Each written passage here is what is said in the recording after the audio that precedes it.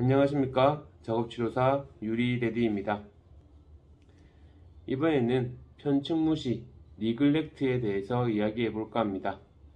편측무시는 뇌졸중 환자에게 나타나는 대표적인 지각장애로 감각과 운동 결손에는 상관없이 병변 반대쪽으로 들어오는 자극에 대한 반응하기의 실패 혹은 어려움을 말합니다. 여기서 병변 반대쪽이라 함은 손상받은 뇌의 반대쪽을 말하는 것으로 오른쪽 뇌가 손상을 받으면 왼쪽이, 왼쪽 뇌가 손상받으면 오른쪽이 병변 반대쪽이 되는 것입니다.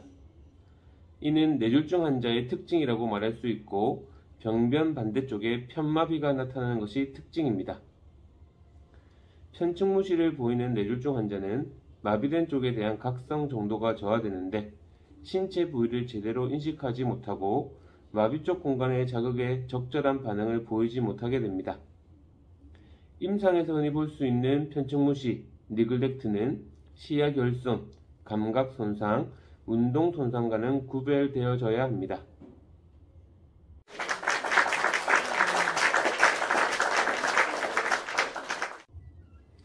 여러 연구에 의하면 신체 오른쪽에 대한 편측무시가 약 10에서 15% 정도 발생한다고 합니다. 그리고 신체 왼쪽에 대한 편측무시가 약 85에서 90% 정도 발생한다고 합니다. 때문에 편측무시는 오른쪽 뇌를 손상받았을 때 가장 빈번하게 나타난다고 말하고 있습니다.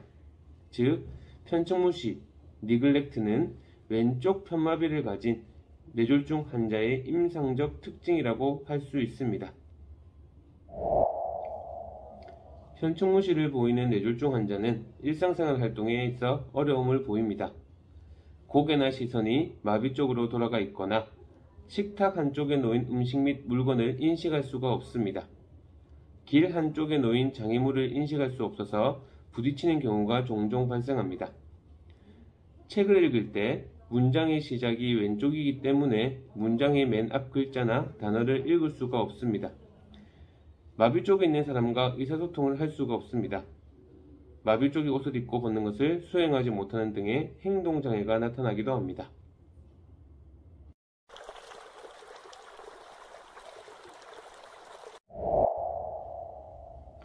한 가지 평가로는 편측무시 증상을 판단하기 어렵기 때문에 다양한 검사를 사용하여 평가하는 것이 중요합니다.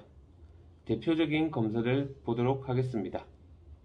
먼저 선 나누기 검사입니다. 모든 선을 양쪽이 같게 2등분 하는 것을 통해서 검사하는 것입니다. 편측무시를 보이는 환자는 왼쪽에 있는 선을 찾지 못할 것이고 모든 선에 대한 2등분이 어려울 것입니다. 이를 통해서 니글렉트, 편측무시 증상을 확인할 수 있습니다.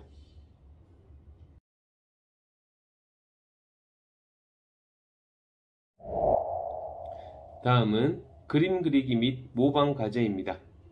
왼쪽에 놓여진 그림을 따라 그리게 합니다. 따라서 그린 그림을 보게 되면 그 그림의 왼쪽 부분이 그려져 있지 않음을 알 수 있습니다. 니글렉트, 편측무시를 가진 환자가 보이는 특징입니다.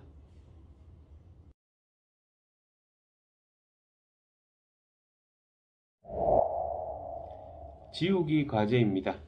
종, 별, 단어와 같은 다양한 기호들을 사용해서 특정 기호를 지우게 합니다.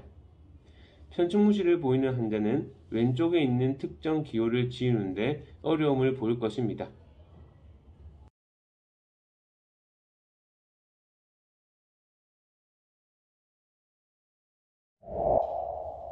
알버트 검사입니다.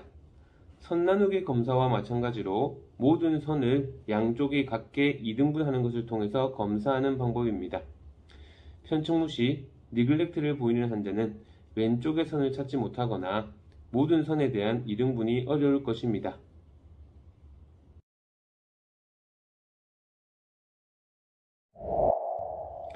이중 동시 자극입니다.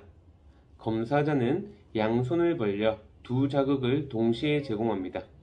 이때 환자는 두 자극을 인식할 수 있어야 하며 특히 마비 측에 대한 자극을 인식하지 못할 때에는 니글렉트, 편측무시를 의심할 수가 있습니다.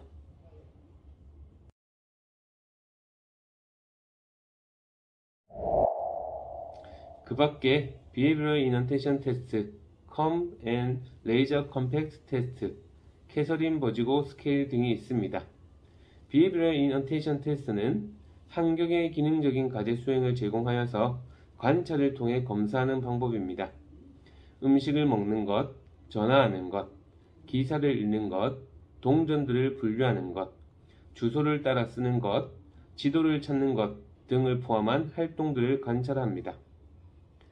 COMB and Laser Compact Test는 머리빗, 남자의 경우 면도기, 여자의 경우 화장품을 사용하여서 검사하는 평가입니다. 환자에게 30초 동안 머리를 빗고 면도를 하거나 화장품을 사용하도록 요청한 후에 그 행동을 관찰하는 것입니다. 캐서린 버지고 스케일은 표준화된 행동평가입니다. 10일 동안 일상생활 활동에 몸단장하기, 옷 입고 벗기, 먹기, 휠체어 이동과 같은 상황에서 환자의 행동을 관찰하여서 평가하는 방법입니다. 작업치료사는 환자가 시각 배열의 왼쪽에서 시각 탐색을 시작할 수 있도록 합니다. 즉, 왼쪽에서 오른쪽으로 진행되는 탐색 패턴을 훈련하는 겁니다. 외부 시각 정렬을 보기 위해서 시계 방향 혹은 시계 반대 방향 패턴으로 훈련을 할 수 있습니다. 작업치료사는 환자가 무시하는 쪽에서 대화를 해서 지속적으로 자극을 제공해야 되고 자주 고개를 돌리거나 볼 수 있도록 유도해야 합니다. 문제 행동만을 지속적으로 지적하기보다는 스스로 문제를 판단해서 행동할 수 있도록 도와줄 수 있습니다. 볼펜이 안 보이세요? 안 보일 때는 어느 쪽을 보아야 합니까? 라고 큐를 줄 수 있습니다. 탐색을 하는 시작점을 표시해서 부주의로 인해 놓치고 무시하는 부분을 환자 스스로 보도록 유도할 수 있습니다. 편측무시 현상으로 인해서 적절하지 못한 반응이나 문제 행동이 나타날 경우 옆에서 알려주는 것이 필요합니다.